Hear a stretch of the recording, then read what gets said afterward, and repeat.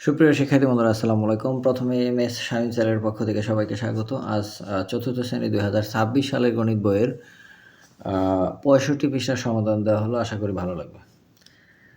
তো 65 পৃষ্ঠায় আছে নিজে করি, সঠিক উত্তর আছে, আর এখানে নিচে কিছু সংক্ষিপ্ত প্রশ্ন উত্তর আছে। তো সম্পূর্ণ পৃষ্ঠার সমাধানই এই ভিডিওতে দেখতে পাবে। তো আমার চ্যানেলটি এখনও যারা সাবস্ক্রাইব করোনি, সাবস্ক্রাইব করে পাশে থেকে যেন পরবর্তী পৃষ্ঠার ভিডিওগুলো সহজেই পেতে পারো। তো প্রথমে আছে নিজে করি, সঠিক উত্তরের পাশে টিক চিহ্ন দেই। 5 অঙ্কের ক্ষুদ্রতম সংখ্যাকে 100 দ্বারা ভাগ করলে ভাগফল কত হবে? তো 5 অঙ্কের ক্ষুদ্রতম সংখ্যা বলতে আমরা কি বুঝি?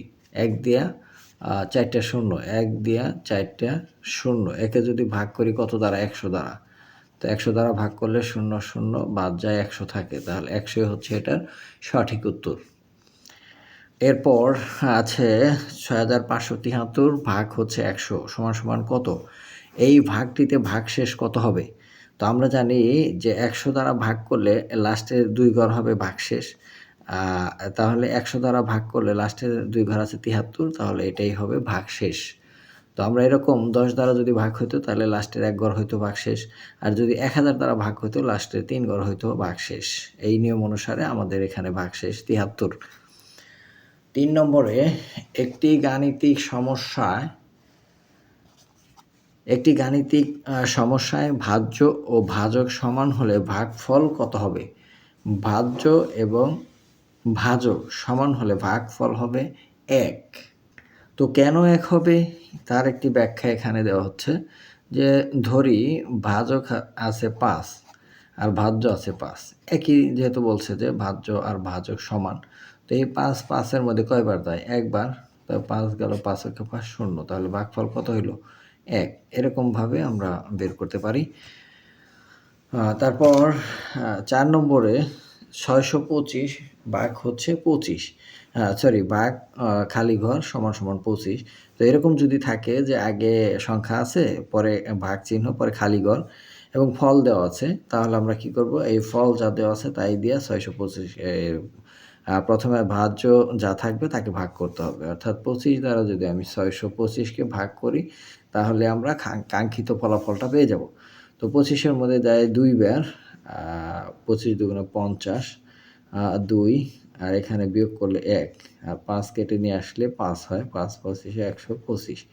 সো এখানে ভাগশেষ শূন্য, ভাগফল হলো 25। তো এটার উত্তর হবে খালি ঘরে কত হবে? 25। খালি ঘরে হবে 25। তারপর 5 নম্বর, নিঃশেষে বিভাজ্যের ক্ষেত্রে ভাগশেষ কত হয়? নিঃশেষে বিভাজ্যের ক্ষেত্রে ভাগশেষ শূন্য হয়। অর্থাৎ এই যে আমরা যে ভাগটা করছি, ভাগশেষ যেহেতু শূন্য, এই যে একটা ভাগ করছি এখানে ভাগশেষ শূন্য, এগুলো হলো নিঃশেষে বিভাজ্য। আর যদি ভাগশেষ থাকে তাহলে নিঃশেষে বিভাজ্য নয়। এবার 6 নম্বরে ভাগফল 5 এবং ভাজক ভাগফলের 5 গুণ হলে ভাজ্য কত? তো আমরা সূত্রটা জানি হচ্ছে ভাজ্য সমান সমান ভাজক গুণন ভাগফল যোগ ভাগশেষ। তো এইখানে আমরা যদি মানগুলো বসাই তাহলে কি আসবে? তাহলে ভাজক কত? এখানে অঙ্কের ভিতরে বলছে ভাজক ভাগফলের 5 গুণ, ভাগফল হলো 5, তার 5 গুণ 5 5 25, গুণ হচ্ছে ভাগফল হলো 5, ভাগফল 5, আর ভাগশেষ তো এখানে নাই, তাহলে ভাগশেষ দরকার নাই। তাহলে 5 আর 25 গুণ করলে 5 25-এ 125, এই 125ই হবে সঠিক উত্তর। এরপর 7 নম্বরে 340-কে কোন সংখ্যা দিয়ে ভাগ করলে ভাগফল 17 হবে? কোন সংখ্যা দিয়ে ভাগ করলে ভাগফল 17 হবে? অর্থাৎ 340-কে আমাদের 17 দ্বারা ভাগ করতে হবে। 17 দিয়ে 340-কে ভাগ করি যদি, তাহলে 2 বার 17 দুগুণে 34, এই শূন্য, শূন্যর মধ্যে শূন্য বার যায়, শূন্য, তাহলে শূন্য, তাহলে কত হলো? 20 হলো এটার উত্তর। অর্থাৎ এটার উত্তর হবে গ, 20। এবার নিচে কিছু প্রশ্ন দেওয়া আছে, ভাগশেষ না থাকলে ভাজ্য নির্ণয়ের সূত্র কি? তাহলে ভাজ্য সমান আমরা জানি, এটা ভাজ্য সমান সমান ভাজক গুণন ভাগফল। এটা যেহেতু বলছে ভাগশেষ না থাকলে, তাহলে ভাগশেষ যোগ হচ্ছে ভাগশেষ। যোগ ভাগ শেষ। তাহলে সূত্রটা কি হলো? ভাজ্য সমান সমান ভাজক গুণন ভাগফল যোগ ভাগশেষ। নিঃশেষে বিভাজ্য না থাকলে, সরি আমাদের একটু ভুল হয়েছে, যে ভাগশেষ না থাকলে, ভাগশেষ যদি না থাকে তাহলে ভাগশেষটার দরকার নাই, এখানে ভাগশেষ বাদ দিয়ে দিতে হবে। ভাজ্য সমান সমান ভাজক গুণন ভাগফল।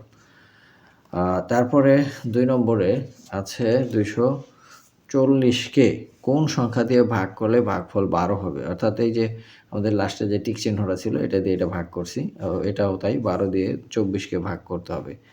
12 দিয়ে 240, অর্থাৎ 24 শূন্য, 2 বার যায়, 12 দুগুণে 24, আর শূন্যটা এখানে যায়, 0 0 বার, তাহলে 20। এটার উত্তর হবে কত? 20। তারপর 3 নম্বর আছে 500 টাকার একটি নোট দিয়ে 25 টাকা মূল্যের কয়টি রং পেন্সিল কেনা যাবে? 25 টাকা মূল্যের, অর্থাৎ 25 দিয়ে তাহলে 500 ভাগ হবে। তো 25 দিয়ে যদি 500কে ভাগ করি তাহলে ফলাফলটা কি দাঁড়ায়? 500, 2 বার যায় 50, আর শূন্য কেটে নিয়ে আসলাম, শূন্যর মধ্যে 0 বার যায়, 0। তাহলে কত হলো? 20। 500 টাকার একটি নোট দিয়ে 25 টাকা মূল্যের কয়টি 20টি রং পেন্সিল কেনা যায়? এটা হচ্ছে 3 নম্বরে, 20টি রং পেন্সিল কেনা যায়। তারপরে 4 নম্বরে একটি বাক্সে 20টি পুশপিন থাকলে 400টি পুশপিনের জন্য কতটি বাক্স লাগবে? ভাগ করতে হবে সরাসরি 20 দিয়ে 400কে। তো 20 দিয়ে 400কে যদি ভাগ করি তাহলে 2 বার যায় 40, আর এই 0 বার যায় 0, 20। তাহলে কয়টি হবে? এইটাও হবে 20টি। 20টি বাক্স, পুশপিন বাক্স লাগবে। এবং 5 নম্বরে আছে এক হালি ডিমের দাম 40 টাকা হলে 9টি ডিমের দাম কত? তো এক হালি ডিম মানে 4টে ডিমের দাম হচ্ছে 40 টাকা, তাহলে একটা ডিমের দাম কম হবে। তো একটা ডিমের দাম যদি কম হয় কী করতে হবে? ভাগ করতে হবে। 40 ভাগ 4 সমান সমান কয়টি? 10 টাকা। তো একটা ডিমের দাম 10 টাকা হলে, সুতরাং 9টি ডিমের দাম কত? 10 গুণ 9, 9 10 90 টাকা। তাহলে 10টি এক হালি ডিমের দাম 40 টাকা হলে 9টি ডিমের দাম 90 টাকা। তো শিক্ষার্থী বন্ধুরা, আজ এই পর্যন্তই। দেখা হবে পরবর্তী পৃষ্ঠার ভিডিও নিয়ে। সে পর্যন্ত সবাই সুস্থ থাকবে। ধন্যবাদ সবাইকে।